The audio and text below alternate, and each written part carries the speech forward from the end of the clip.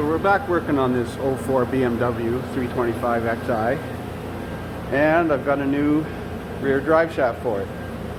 I've dropped the exhaust from the joint at the front here, which is in poor shape, and I've just lowered it enough to get the heat shield out of there, as you can see on the floor.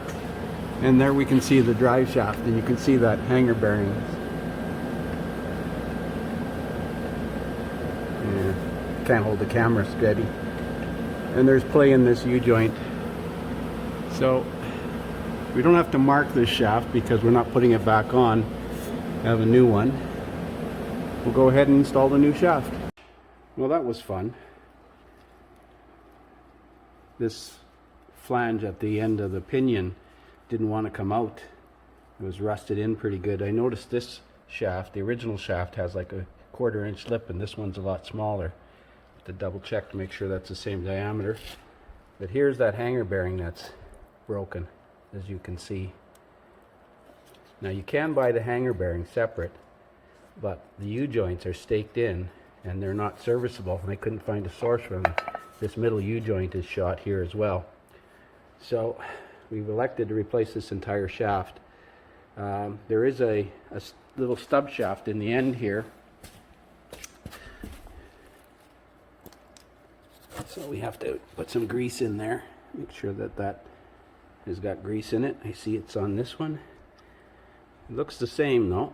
So we clean up the flange on the pinion and reverse procedure to assemble.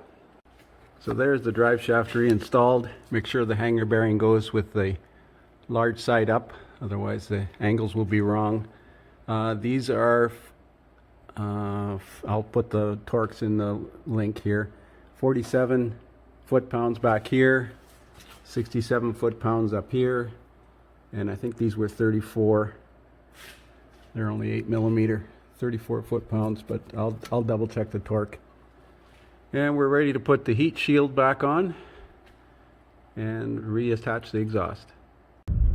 So I'm road testing this BMW. I got it in first gear. I'm going to try an acceleration. Nice and smooth. Let's try it on pavement. Well, it feels pretty smooth. Let's try an acceleration in second gear. No more shudder. So we'll call this one fixed.